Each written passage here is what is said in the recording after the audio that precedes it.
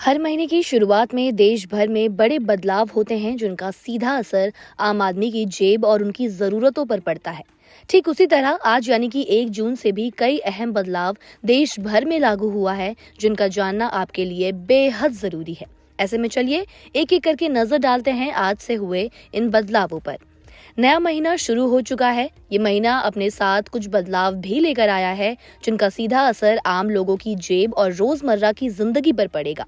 आज से LPG cylinder की कीमतों से लेकर मारुति की कारें तक के रेट तो बदल गए हैं। साथ ही UPI payment, ATM transaction fees, solar panel से जुड़े नियम और पैन कार्ड रूल्स में भी कुछ बदलाव हो गए हैं।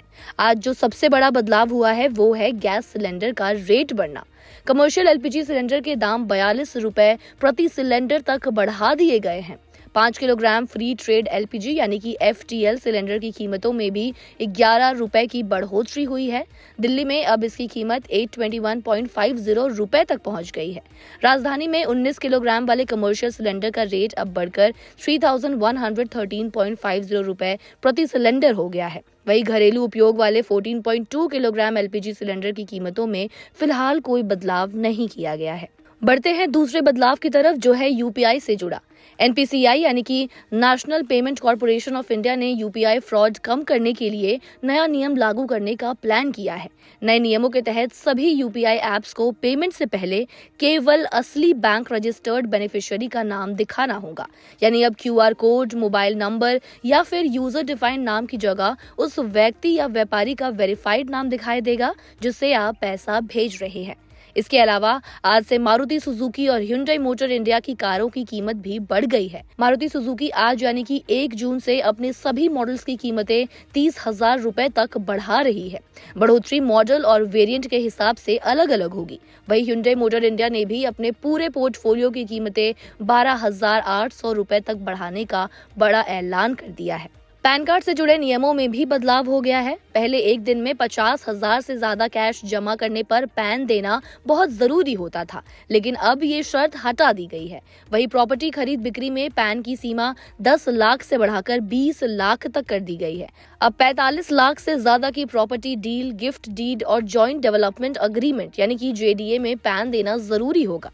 साल भर में 10 लाख से ज्यादा कैश निकासी पर भी पैन रिपोर्टिंग लागू होगी। कई बैंकों ने पिछले महीने एटीएम और बैंकिंग नियमों में कुछ बदलाव किए थे और अब 1 जून से भी कुछ बैंक एटीएम ट्रांजैक्शन फीस, फी ट्रांजैक्शन लिमिट और कैश निकासी नियमों में बदलाव करेंगे।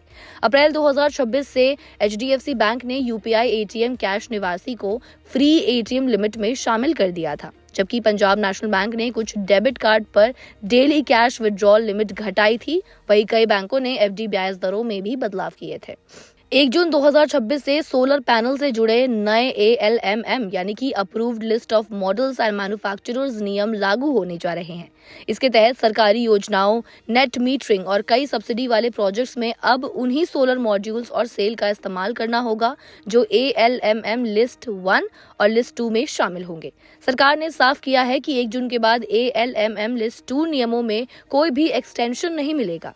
तो कुल मिलाकर 1 जून से लागू हुए ये बदलाव सीधे तौर पर आम लोगों के खर्च और फाइनेंशियल प्लानिंग को प्रभावित कर सकते हैं। जहां कुछ नियम सुरक्षा और ट्रांसपेरेंसी बढ़ाने के लिए लाए गए हैं, वहीं कार और कमर्शियल एलपीजी जैसे जरूरी चीजों के महंगे होने से लोगों की जेब पर ज्यादा बोझ पड़ सकता है। फिलहाल इस खबर में इतना ही। खबर पर आप क्या सोचते हैं, आपकी क्या राय है, हमें कमेंट्स में लिखकर जरूर बताइए।